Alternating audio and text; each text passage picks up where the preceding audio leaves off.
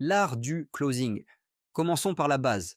Qu'est-ce que le closing? Le closing, c'est l'art de guider une personne vers une décision claire, alignée et engagée. Ce n'est pas vendre, ce n'est pas convaincre, c'est amener quelqu'un à se dire oui à lui-même. C'est éteindre les doutes et activer la clarté. Un bon closer n'arrache pas un oui, il fait tomber les murs qui empêchent ce oui d'émerger naturellement.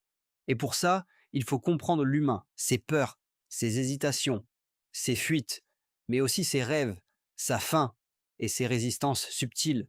C'est là que la psychologie entre en jeu. Première vérité, tu n'es pas un vendeur, tu es un closer. Les vendeurs courent après les gens, les closers attirent les gens à eux. Pourquoi? Parce qu'ils comprennent une chose essentielle, ce n'est pas l'offre qui fait acheter, c'est le niveau de clarté émotionnelle dans lequel tu mets le prospect. Tu veux closer? Alors, tu dois devenir un maître de la clarté intérieure. Étape 1. Entrer dans le cerveau du prospect.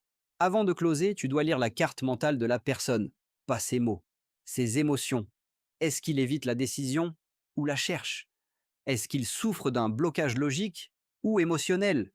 Est-ce qu'il est là pour acheter ou pour être sauvé? Un vrai closer pose peu de questions, mais les bonnes. Qu'est-ce qui t'empêche aujourd'hui de faire ce que tu sais que tu dois faire? Étape 2, créer une tension psychique contrôlée. Les êtres humains ne bougent pas sans tension intérieure. Pas de douleur, pas d'action. Mais attention, la pression brute écrase. Toi, tu veux créer une tension subtile, intelligente, thérapeutique. Tu dis calmement, si tu continues comme ça, où est-ce que tu seras dans 6 mois? Et tu observes le silence, le vrai silence, celui qui le met face à lui-même. Étape 3, orienter la décision, pas la manipuler.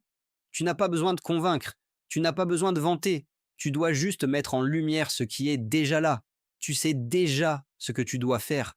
Moi, je suis juste là pour t'aider à closer ça avec toi-même. C'est fort, c'est propre, c'est puissant. Étape 4, répondre aux objections avec élégance psychologique. Tu sais que la plupart des objections ne sont pas rationnelles, ce sont des projections de peur. Je dois réfléchir, j'ai peur d'échouer, c'est trop cher, je doute de ma valeur, c'est pas le bon moment, je procrastine depuis toujours et je le sais. Et toi, tu réponds en miroir.